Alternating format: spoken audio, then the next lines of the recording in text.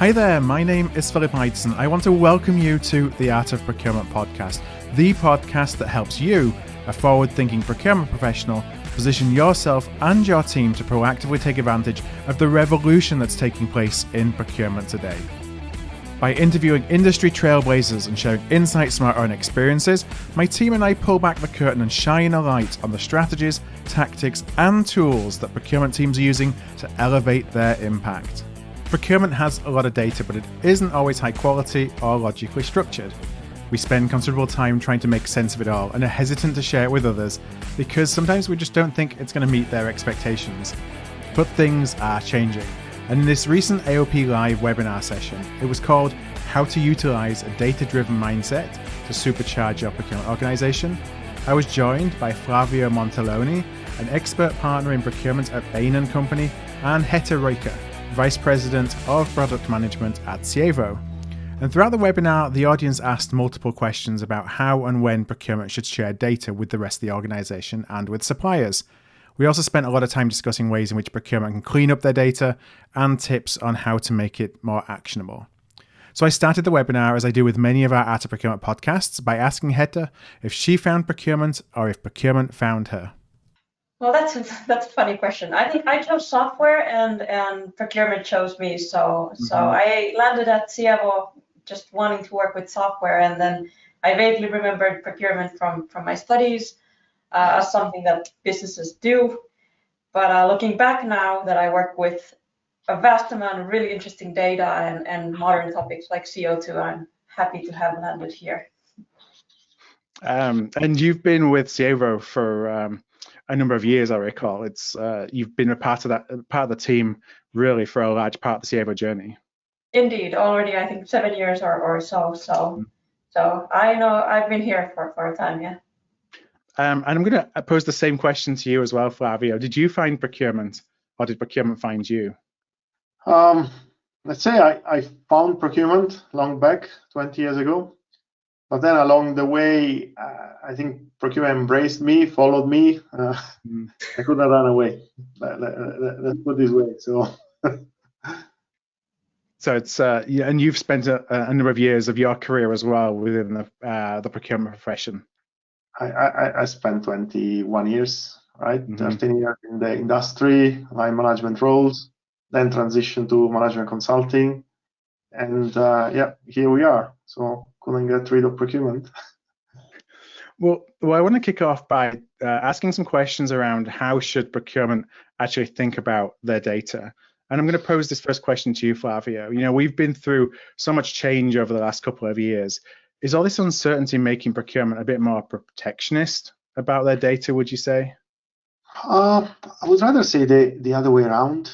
Yeah. I mean, think back at the procurement profession. I mean, procurement traditionally has been sitting on a lot of data, oftentimes not very structured. So you need to spend, as a procurement professional, you need to spend a lot of time trying to make a sense of it. Imagine when you need to prepare your category strategy and you need to collect data from different sources and so on. So something has changed or is changing, still changing.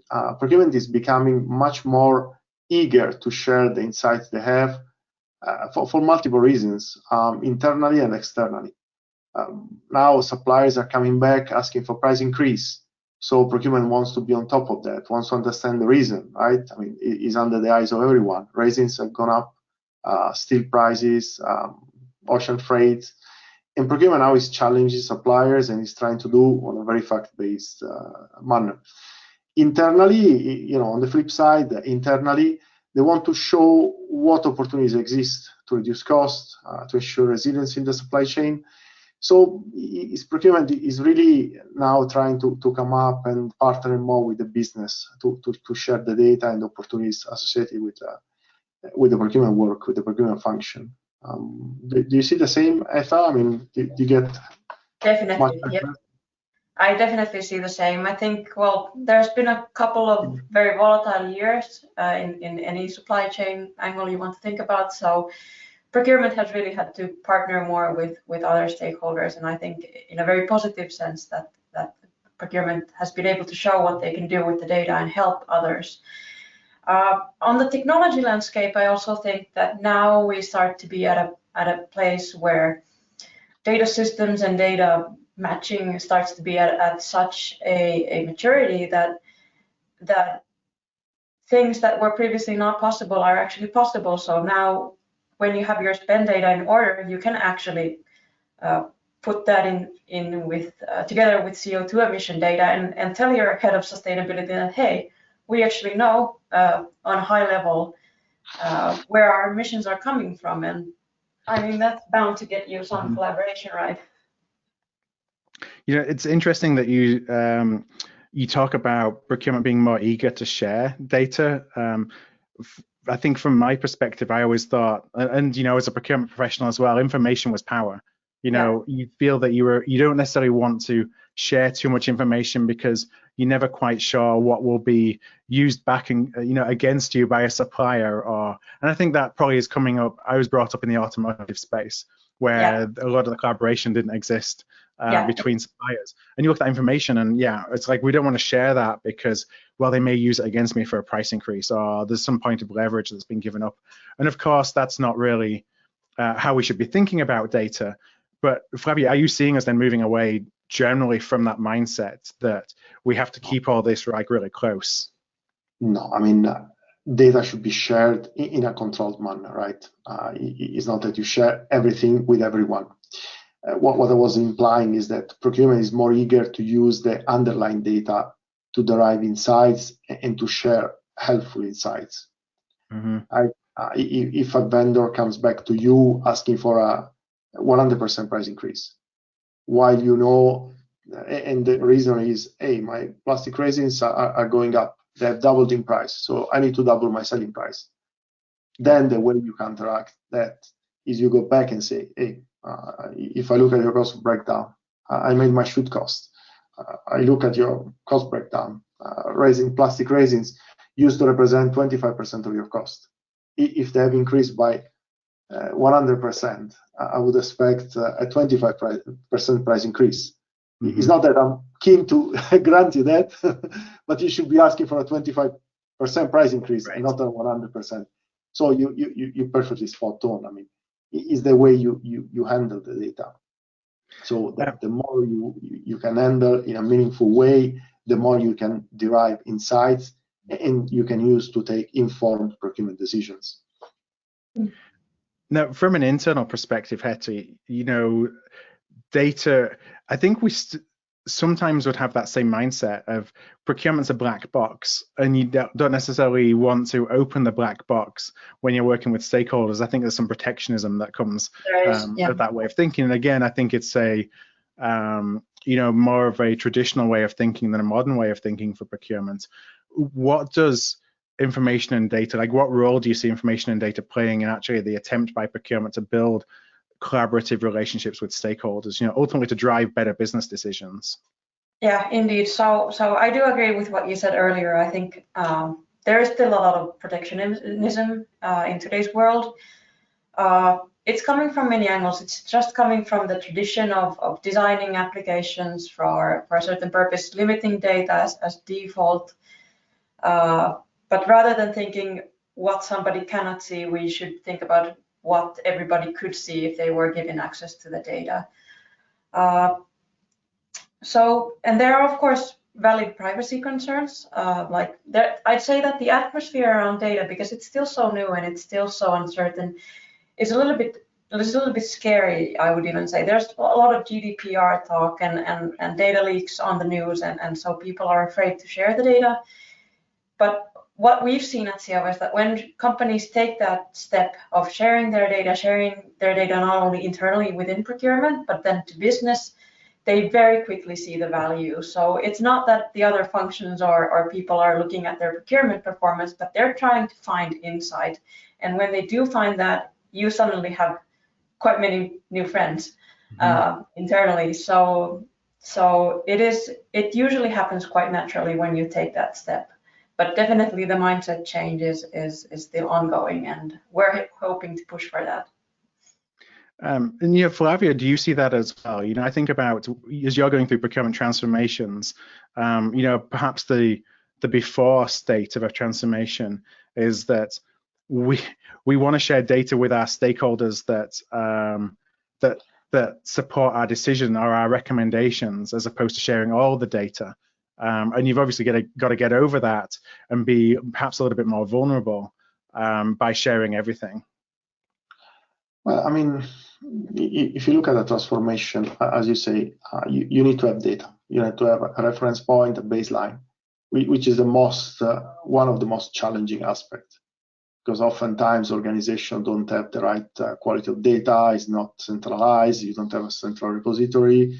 It's not standardized. So you need to build a baseline, which proves quite challenging.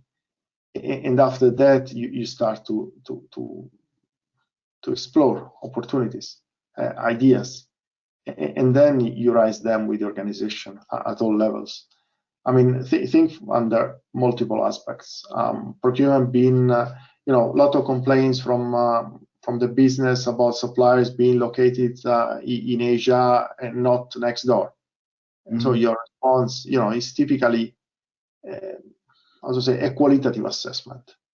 You bring up your data, you show your vendor landscape, and you clarify that you have 10% of your supply which come from Far East. So, you invert completely the dynamics of the discussion. It becomes much more fact-based. So you have all the interest to share, obviously not everything, but a certain type of data to really animate discussions. Think about typical procurement. 10% reduction. We need 10% reduction, right? So, and then you look at your cost breakdown. Raw materials represent 70%. Overheads, 12%. Right? There is a component of transformation, 10, 15%. The margin of the supplier is, 5%. Yeah. So how can you, deliver 10% reduction? At that point, you trigger a different level of discussion, and you start to look at cost drivers, and you discuss with your R&D, your quality, with your manufacturing, and you start to attack different aspects of cost. Right? And in doing so, you can better partner also with your suppliers, because they will be more keen to embrace a discussion about cost reduction rather about a margin erosion discussion. So, if you will, the trend, and in a way, recent COVID, recent shortages, recent, increase of ocean freight have triggered this kind of discussions. Yeah. So data become more and more central within the organizations. People want to look at data, right? They are keen to see that.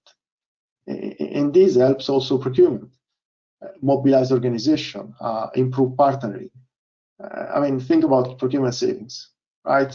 It's been a kind of mythological quest over the years trying to reconcile procurement savings with P&L. Yep. Now, with the advance of digital, new technologies, new kind of software available on the market, you can also help, clarify the difference within what procurement has delivered, how you lock into the cost centers budgets, right? The closed loop budgeting, if you will, and so on. So you have much more powerful means today to do your job. Obviously, you need to implement that, and you need to drive adoption, and you need to have the right conversations, right? And that's the next phase of a procurement transformation. Now, I want to come back about a question around taxonomies and structuring data in a moment, but Kelly, I believe that you may have a couple of questions that have come in from the audience. I do actually, and so thank you for letting me jump in. I've actually gotten a follow-up question for each of you based on something that you shared earlier. Heta, let me start with you. You actually used a really interesting phrase. You talked about the atmosphere around data inside a given team or company, and that's an interesting way to look at it. We think so often of data being this very quantitative, our numbers and our data points in little rows and columns. To what extent would you say that a procurement team needs to make sure that their approach to managing data actually aligns with the overall corporate culture? right? Because you're talking about that atmosphere that suggests that there's a certain something beyond the data itself that's going to influence how you interact with it and how people use it. Can you elaborate on that point a little bit? Yeah, sure. Then that's a very interesting point. Something I'm personally maybe a little bit idealist about. So I'm of course on the side that data for everyone and let's share everything. But the truth is that not all organizations are ready for that. So it does take quite a lot of trust. It takes an atmosphere where you can discuss, where leadership doesn't feel threatened, that their decisions are questioned, but they should actually welcome it. So data is very, very cruel and very straightforward. That in that sense that it gives everybody, but also fair in that sense. It gives everybody a fair chance to voice their argument based on a shared foundation. So leadership is less about finding the right decision yourself based on a report that nobody has access to, but rather sharing the data and then asking your peers and your colleagues, what should we do? And not all organizations are ready for that. So it does take a change in culture and leadership, and you need to create a space where people feel comfortable raising different voices of opinion and surfacing different data viewpoints, because that's when you really start getting into the valuable stuff, when people are showcasing their arguments backed up by data. But it does take a bit of trust and so on. Do you think one of the root causes of those trust issues could be something almost like data insecurity, right? If leadership knows there's a problem with the data, it might not even necessarily be so much about control, but they're concerned because they don't have confidence in the data. Does that come up in conversations? Sometimes it does, and I think, or let's put it the other way around, it actually doesn't come up in conversations, but usually that's the case when people are afraid that they have something to hide. They might not even know what it is. Some people might have an uneasy feeling that their performance as a category manager or anything will be revealed by the data. But the truth is that the only person looking at the data that way is yourself, maybe your manager, but even that will be a healthy conversation. What other people will be looking for is insights and opportunities in the data, and honestly, like trying to do better business. So the fear is sometimes there, but it shouldn't be too controlling. Well, and that's actually the perfect word for you to end that thought on, because it's a perfect transition to the follow-up I was going to ask you, Flavio. You made the statement that data should be shared in a controlled manner. And when we think about what that control means, are you thinking about control in the sense of actually limiting access, or are you thinking about control in the sense of making sure that when people access data, it's in the proper context so that they don't see a particular number or figure or data set and say, oh no, this is completely wrong, or this is steering us in the wrong direction, because they don't have a big enough picture understanding? So would you say that control is about access or context? Control is about context, first of all, and context as circumstances as well, right? So first of all, you cannot show data, graphical representations without the right context, right? If you enter an organization and you challenge someone on their vendor landscape, right? Hey, you have 70% of your suppliers located next door, only 30% in low-cost countries. Right? That sounds very strange these days. While you need to put that in context. For example, most of your spend is about bulky items that they cannot travel easily, right? So this changed the context, right? And the second aspect is about circumstances when you are supposed to share data. Right, you are negotiating with a supplier, and Philip called it out rightly earlier on. I mean, you don't want to disclose everything when negotiating or discussing with a supplier. You want to drive the attention to the right cost drivers, to the right aspects, to the right level of collaboration that you may establish with them, or you want to establish on the way, on the partnering that you want to, the style of partnering you want to adopt with them. So to answer your question, it is certainly about context and circumstances when you're about to share data. I mean, also linking to what Heta was mentioning before, mistrust for data, that's very common. And why so? Because it's not shared. Because finance comes with a P&L approach to data. Procurement comes from a procurement view of the data. And the work is about reconciling these two different aspects to make sure that it is understood and there is a proper bridge between the two parts of the same, the two sides of the same coin, if you will. So that's what I meant. Thank you, Flavio, and thank you, Phil, for letting me jump in. No worries, thanks, Kerry. And anybody, if you do have any other questions, please do pop them in the Q&A box or pop them in the chat for Kerry to jump in a little bit later. I just wanted to, I kind of teased this before I went to Kerry. I had a question around taxonomies. And Flavio, I want to ask this question to you. You know, for somebody who perhaps they don't have very good taxonomy, or they feel like their taxonomy isn't doing what they need it to do in terms of structuring the data, you know, what kind of recommendations do you have for organizations to think about? Like, how should we even go about our taxonomy? You know, what should we use? Should we use an industry standard? Should it be something that's more relative to our industry or our company? When you go in, what are some of the things you're thinking about? Yeah, that's a very good question, and you know, it is a very long. You know, it opens the stage for a very long conversation. Company you go, taxonomy you find, obviously, and not often, you know, from the right angle. The way we like to think about taxonomy is about what you buy. You should segment your spend basing on what you buy. So you need to have a procurement view of the taxonomy. And in many situations, the view are completely different, basing on who is buying, basing on who is using it, basing on which organization need that. Sometimes it's very, very high level, level 1, level 2 max. Sometimes it's extremely ramified, if you want, to many branches. So there's a variety of situations. Best practice is about categorizing your spend based on what you buy. An industry standard, UNSPC, is not a bad idea, but will cover probably 60-70% of your needs. So it's a good starting point. Then you will need to build your branches, your nodes, and so on to make it effective for your needs.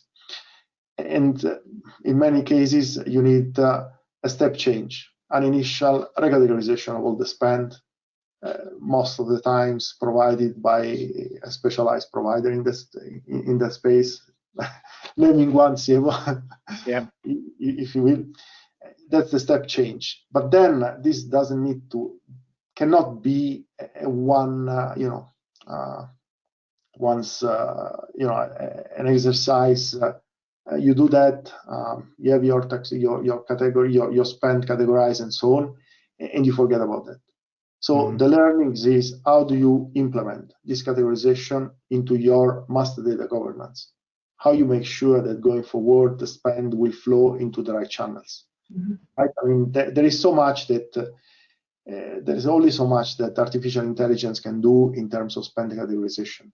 Right? If you have a line item, 50 million euros maintenance cost, there is no way that even the best of the companies will tell you what is the underlying breakdown of those 50 million. So you need to do some extra work to go and break down, involve suppliers, involve the operations. So there is a lot of work associated with that.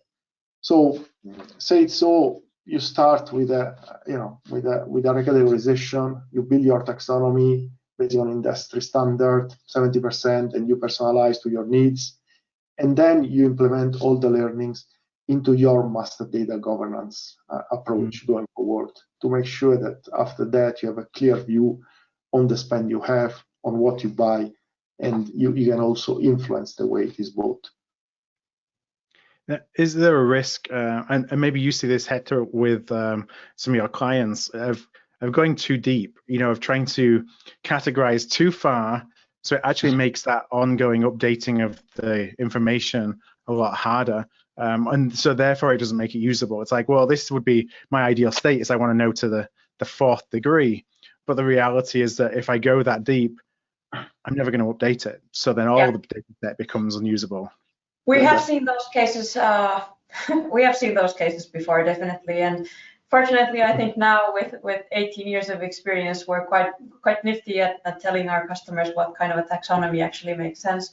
But definitely, there have been those cases, and those have usually led to quite heavy recategorization projects when people have figured out that this doesn't work.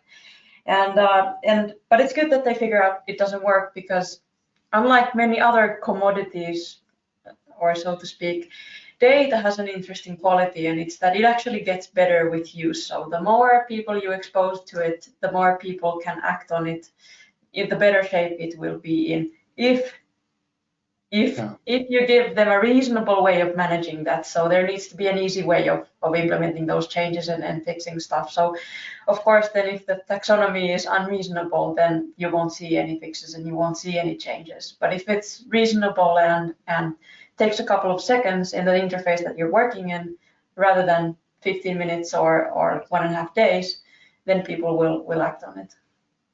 I mean, think about how many times did you happen to have a request from someone with $5-6 billion spend to categorize their 20 million spend in travel expenses with 300,000 suppliers? I mean, that happens very often. I mean, it is when you start to think of maybe too big. There is a directional need to know your data, your 95% spend, which cover the majority of your suppliers and your spend, and obviously then you move on, right, in the second step. But at the beginning, attack the big part. Indeed. Yeah, and I also like what you said there, Flavio. There's a lot of good stuff happening with AI and technology in the space with regards to classification of data, but it's not going to ever be enough on its own. So we still need the procurement experts to say that this goes here and this goes there, and there's no AI in the world that knows what a 5 million euro project Genesis is actually part of. So some human input will always be needed, but it's about making the human input and AI work together seamlessly. Yeah, it's the same, right? Think about transport cost. It is never captured by your main ERP. So unless you have a TMS system or something, or you approach suppliers, or you have a very efficient contract with a third party or fourth party logistics provider, you will never generate any transparency through a spend categorization. So that's the next step. So we have a question that came in advance from Massier, and I'm sure that I have butchered that pronunciation, so I do apologize for that. But the question was, and Flavio, I'll ask this to you first. In your opinion, what's been the biggest impact of data-driven procurement over the past couple of years? More partnering within the organization, right? This has really brought back procurement to, if you will, to the center stage, right? I mean, think about the past 2 years: COVID, disruptions, increase of cost of raw materials, shortages, production lines going offline. So procurement has been called in to report on that, to give a view, to help solve the situation, right? Procurement, supply chain, operations, they've been all working together.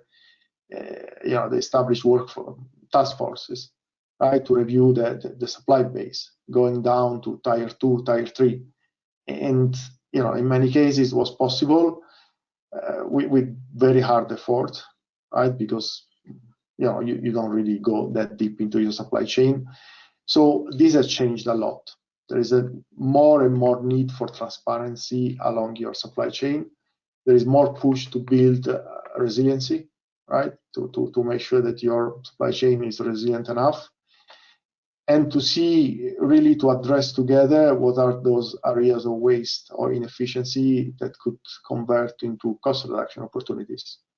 right? I mean, imagine how many task forces were established in the past, which involved not only internal, internal stakeholders, but also the suppliers. Yeah. Right. I mean, I've had clients speaking with suppliers or key suppliers even 2-3 times a day. Status update. I mean, adjusting production lines based on what was available or what could be made available, within the required times. So increase speed of communication, increase partnering, more resilient supply chains are supposed to be built, are being built, and transparency. This has changed a lot, but still there is quite a bit of way in front of us to reach a good state. And Heta, what is that kind of what you see? And I'm interested from your perspective as well. Like, what is the technology enabling us to do today that perhaps it didn't enable us to do even 2 years ago or 5 years ago? Indeed. Well, to start off, I think I would have given exactly the same answer as Flavio. So it's good to hear that we're aligned. How it shows at Sievo or in our daily lives is that I think our audience is getting wider. So we're not only talking to procurement, we are already previously talking to finance a lot, but now we're talking to IT, we're talking to sustainability, we're talking to, especially in US clients, their diversity teams and whatnot, because procurement has figured out, and everybody else has figured out, that you can actually do quite a lot with this data that procurement has to drive quite a variety of initiatives, supply chain risk also that Flavio mentioned.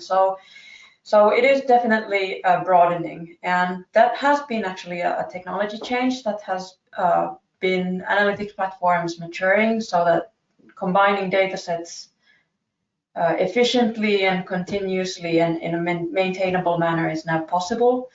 But it's also a change in the whole ecosystem of data providers. So now there are data providers popping up quite in many topics. So even if you wanted to do this 10 years ago, there wasn't any data on it. So now there's a lot of different players out there who collect various types of data on suppliers and categories and raw materials and everything. So it's just now you have this whole candy shop, and it's your pick and choose on what data you actually want to use and what you need. That's actually going to be a perfect segue in a moment to the next section. We're going to talk about making that data actionable and also around technology and the use of technology and helping us to do so. Before I do start asking the questions that we have on that, Kelly, I just wanted to come back to you to see if there's any other questions that have come in for Heta or for Flavio from the audience so far. Yes, no, there absolutely have been. And I guess in the order that we addressed that last question, Flavio, starting back with you, you talked about increased partnering being one of the biggest impacts to come out of data-driven procurement over the last few years. In order to build those partnerships and hopefully make other people feel invested in the value and actionability of the data, have there been cases where procurement almost needs to give up like a little piece of ownership of the data? You know, Phil opened our conversation today by talking about sort of a protectionist dynamic, right, where it's all ours and we only let you have a little piece of it when we think you really need it. In this process of partnering, we're still probably majority owners in most cases of the data, but do you think that we've been successful in making others in the company feel like they also have an ownership stake? Successful, I think we are on a good way. Are we successful already? Not yet. Maybe we'll never be, but for sure there has been a big improvement. Also consider one thing. I mean, procurement is the owner of a certain subset of data, right? Prices, but apart from that, commercial conditions. Apart from that, they are the holder, the custodian. They're not the owners. I mean, suppliers landscape, cost breakdown. You need to partner with the business, with R&D, with your manufacturing engineers, with quality, to understand, to build your should cost models, for example, to discuss with suppliers. You need to share information with finance, with cost center owners. So in a way, procurement, yes, is the owner of a certain set of data, is the custodian of others, but you also need inputs from the other functions. So that's why I was talking about a lot about partnering. I mean, that's a key success factor in any procurement transformation. I mean, what we as Bain suggest that a procurement transformation cannot be procurement-led. These need to be sponsored by senior leadership, and the cost targets or whichever target you expect to achieve with a transformation need to be jointly owned by the business and by procurement. So in a way, procurement needs to become an agent of change, right, driving the organization. They've been sitting on issues, shortages, price increase, price reductions, and trying to fight on their own for quite some time. I mean, I remember I spent 20 years in procurement, and I started in consumer electronics. So the pressure there is, we're talking about erosion, price erosions up to 70% per annum. So you don't fight that by yourself by renegotiating down suppliers margins. You need to partner, and the automotive has done that very well over the years. I think is ahead of the pack, and there are a lot of lessons there that we can learn and we can export to other kind of industries. So that's my perspective on that. And Heta, you actually talked about that when you described the widening audience. You talked about typically starting with procurement, but increasingly talking to finance, IT, sustainability, diversity departments, other types of groups and stakeholders in the company. In the process of bringing those other individuals and teams more actively into the process, has there been anything interesting that has come to light that's almost along the lines of like an embedded bias that procurement has? Because procurement looks at data all the same way, and we look at this data because we know what we're ultimately going to do with it. As you bring in people that have very different objectives and look at their value to the business in very different ways, have you learned anything that you've even been able to reshare back with procurement to say, yes, we look at it like you look at it, right? We're all in procurement, but when these people in sustainability or in IT or finance look at this data, they look at it a little bit differently, and so they see different things. Has that been a valuable part of the process for you and for the companies that you work with? Definitely. So I think, where should I start? Well, for example, if we have procurement organizations talking with their R&D, and they might, if they're brave enough to share their data and they tell that they have trouble purchasing this or the prices are going up, it's not procurement who might have the needed knowledge to say that, well, actually you could swap out this material for this, or we could replace this product, this whole product with that product. That comes from the conversation with the actual R&D and who are designing the products, but they previously might have not had that insight that there's a particular problem with a raw material or something like that. So those kinds of insights come from the collaboration, definitely.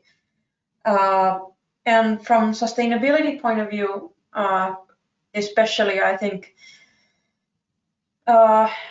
what's interesting is when you have a system where you can actually measure stuff up against each other. So you have a choice of suppliers where you can compare the price to their sustainability, to their possible risk aspects and scores, and really make informed decisions.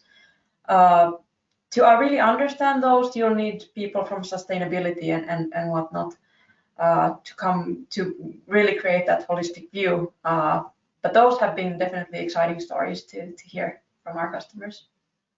That's great. Thank you, Heta. And I do have a couple of other questions that have come in. I'm going to hold those because, Phil, I think I get another turn right at the end, but I also want to make sure you have an opportunity to get to actionability. Thank you very much, Kelly, and thank you for the questions that have come in so far. Actually, I just wanted to kind of continue that thought process, Heta, on sustainability. Right. What are the kind of data points that you or that your clients are looking for when it comes to sustainability related to suppliers or potential suppliers? Or on the flip side, what do you have the ability to share with them about sustainability? It is actually quite a complex landscape. So you can start from the supplier angle, and there are many different kind of data providers and data available on. Some providers measure whether your suppliers have sustainability programs, whether they have made improvements, whether they're compliant with some of the regulations. And in different contexts, as said, some of these are more important than others. Mm-hmm. Then you can also take a totally different view from the category or the material perspective and map your whole spending based on your materials and categories to figure out where are your emission hotspots, and then if you continue that into your actually product breakdowns and so forth, you'll understand which products are actually the drivers of your emissions. So those are, I think, are the two main views. So the supplier view and then the material view. And since you can take a complex view or two views, also solving the equation is not simple, but that's where it starts. Right. It's fascinating to be able to have access to that level of data when you're, it may be around to help decision making. For now, it may just be awareness. And so you have the awareness. So then, on the next iteration of that product, for example, you're looking at where your hotspots are, so to speak, and how do we actually engineer that into the next generation of product, even if there's nothing that you can particularly do around the current product. Yeah.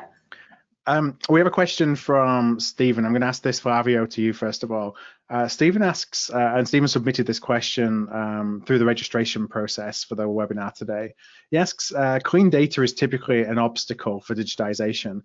Any suggestions on how best to address this, both thinking short and long term? Yeah, in a way, we touched a little bit earlier in the discussion. You need to categorize. You need to collect your data, right? Your spend, categorize that through artificial intelligence or a mix of artificial intelligence and expert knowledge. You need to integrate that with suppliers' information as well. Some categories you will never be able to categorize properly. Certain categories, MRO, travel, logistics. You need to integrate with suppliers' information or other software information, generated data. You build your taxonomy, right? And we spoke about that, the industry standard plus some personalization.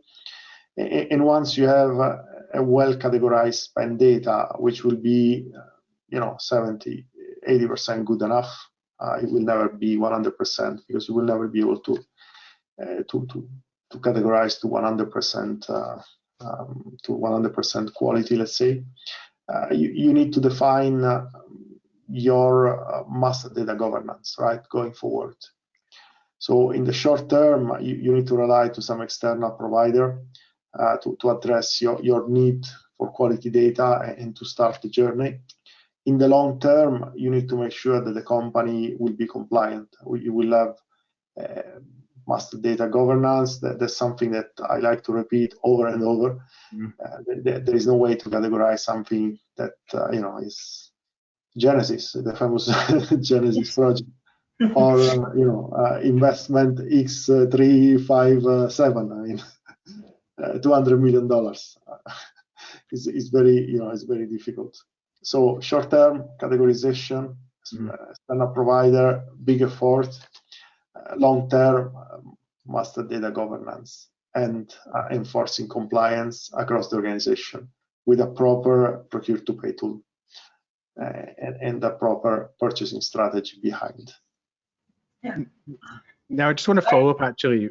Sorry, Heta. I just want to follow up with Flavio just on one question. For those that don't have master data governance in place, what are the key pillars? What should an organization be thinking about when it comes to setting up a master data governance program? Right taxonomy, centralized decision about opening new index numbers, new vendor data, and so on, or at least a centralized policy on how to open it. I mean, I've seen many situations with companies buying quite advanced software, P2P software, and leaving complete freedom to the users to choose the right category for the spend. Right? I mean, you buy a pen and you categorize like, a car.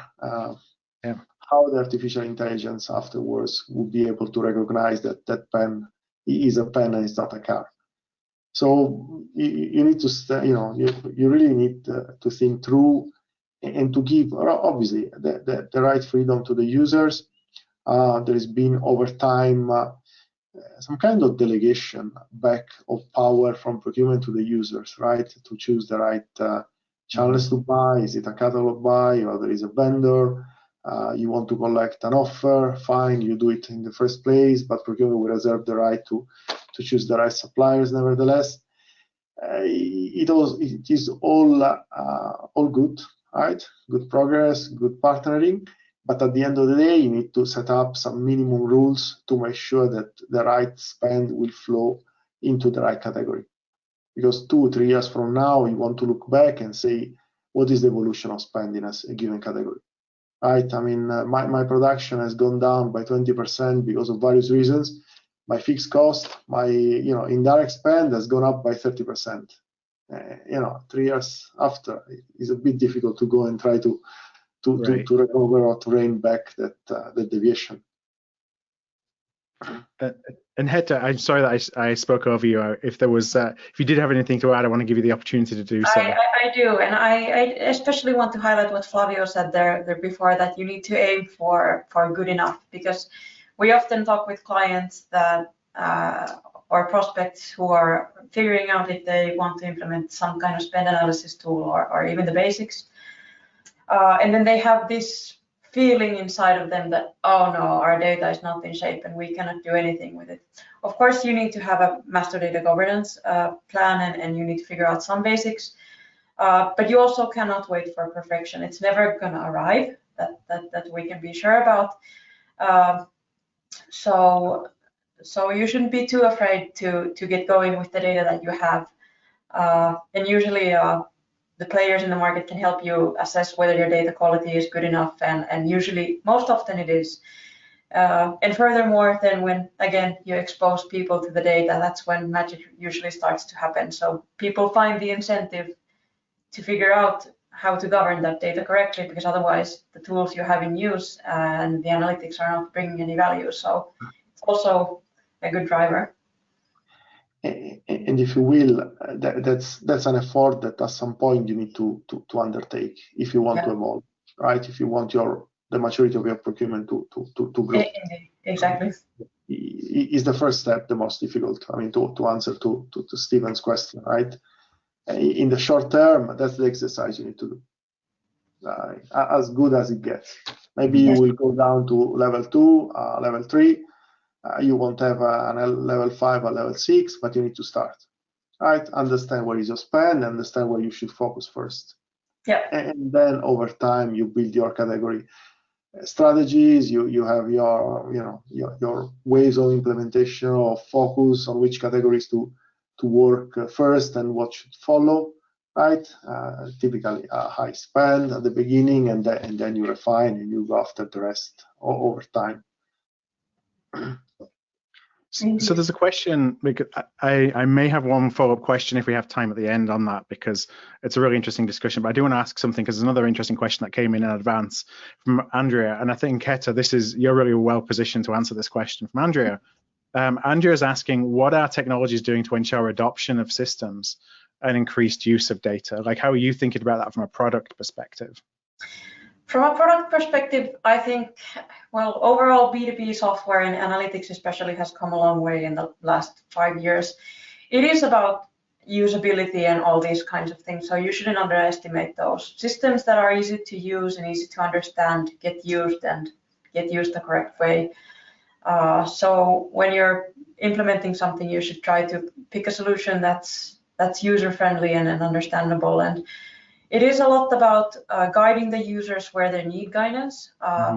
Even very small things like a tooltip here or there explaining what a word means.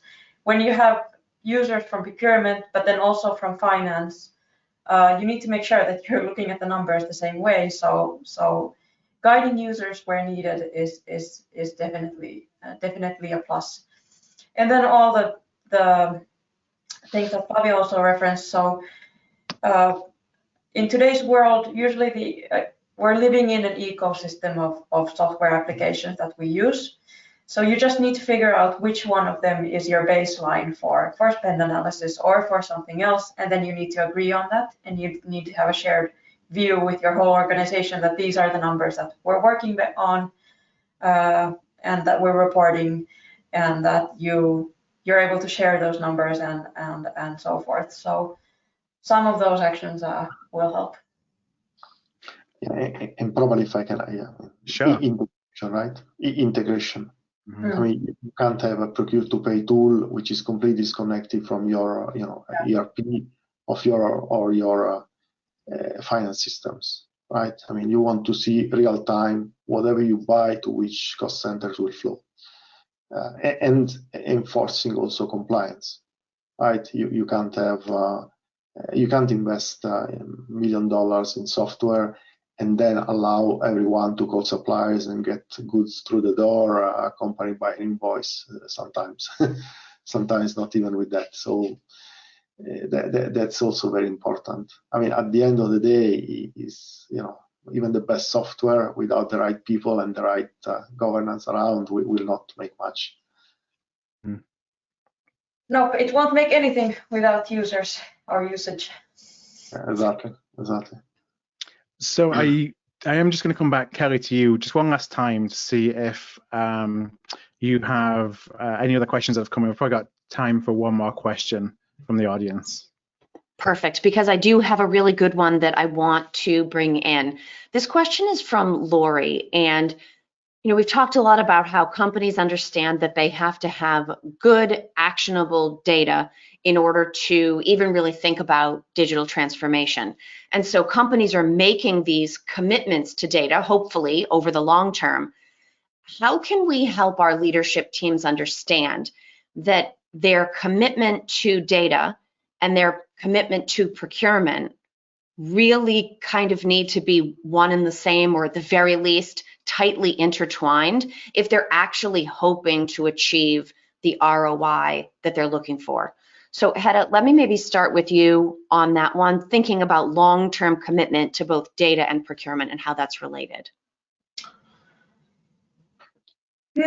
Complex question. I think I'll actually start with kind of the opposing view, which is that, or it's not really opposing, but sometimes when we have discussions with organizations, and especially when IT gets involved, it's that IT or senior leadership has set a data strategy for the company, and then they need to do things X, Y, and Z, and they have a data lake, and they have this and that. And so procurement feels kind of abandoned and that they're not allowed to do what they want with the data. However, I think we should convince those people that an overall data strategy is not contradictory to procurement's data strategy. They should help each other out where it's beneficial, and you can provide something back to that wonderful data lake, and IT people will be thrilled. But that it's not contradictory to build something for only procurement purposes as well, because everything won't be solved with an all-encompassing data system that somehow fits every single need of the company.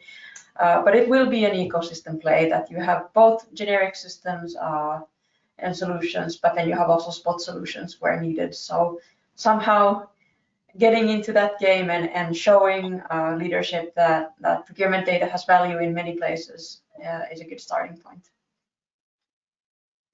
Great, thank you, Heta. And when you are at the beginning of a transformation and you build your baseline and you start to build your visualizations, your dashboard that you bring in front of the leadership, and it's quite eye-opening, right? Yeah. And they start to understand the value of having properly categorized and well presented also data, which helps a lot also. Yes. So we only have a couple more minutes to go, but I do want to sneak in one last kind of quick fire question before we go, because it actually ties back a couple of things that we talked about earlier. We've talked about, the need to be able to present data that the broader organization can trust, and how important that is in kind of driving procurement's role in a business. If they don't trust the data, then they're never really going to take some of the things that we say seriously. On the flip side, this notion of we need to get started and be, if the data is at 70% or 80%, it's not 100%, whether it's through the taxonomy, throwing it through the taxonomy. I'm tripping over my words here. But when we're presenting it, and then stakeholders kind of poking holes in it and saying, well, we know that that's not right because that 500 euros or $500 should actually be somewhere over here, that we didn't perfectly taxonomize, and so they don't trust the data. How, and perhaps it's a question really for Flavio, any quick tips on how to message that, communicate that in terms of still enabling the trust while acknowledging the fact, hey, this isn't a 100% correct data set? Sounds very familiar. I mean, as you start with the 70%, you focus on categories, you start to build initiatives, right, together with stakeholders. You define methodologies to define value, on how you will drive value together, and you involve finance at all the steps, because at the end they are the gatekeepers of money in the company. So that's the approach we usually take, right? I mean, and you make clear along the way that you're starting from there, is directionally correct, and the real work will be in the, let's say, bottom-up planning of the initiatives, right? You will have the baseline by initiative, you will probably address that, and you will involve them along the way. So that's a way to approach that, and that's the way we do it typically. Mm-hmm.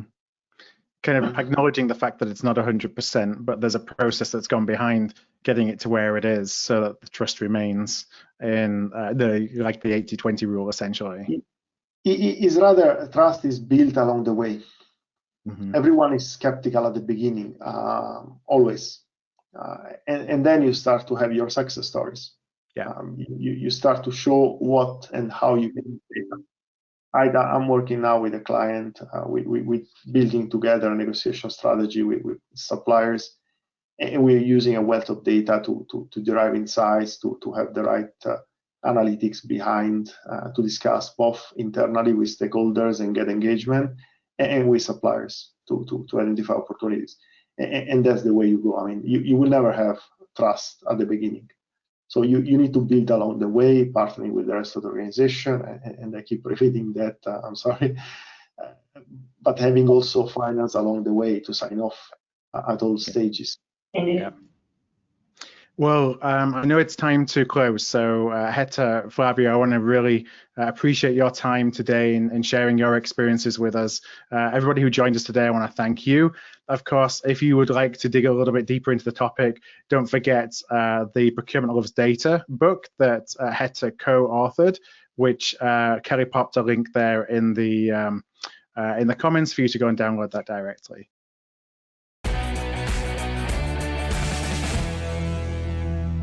If this episode struck a chord with you, please do send it to somebody. We grow here at Art of Procurement through word of mouth, and that would be really appreciated. You can also support us by giving us a thumbs up, a star rating, or a review wherever you listen to your podcasts. Since 2015, we've built the world's largest free resource for procurement professionals looking to elevate their impact. Our resources span podcasts like this, videos, blog posts, papers, and events. To join us on the inside and to ensure you never miss an episode, a webinar, event, or a post, please do subscribe to our weekly newsletter, This Week in Procurement. You can do that at artofprocurement.com/subscribe. That's artofprocurement.com/subscribe. Thank you for joining us today, and I look forward to seeing you again soon.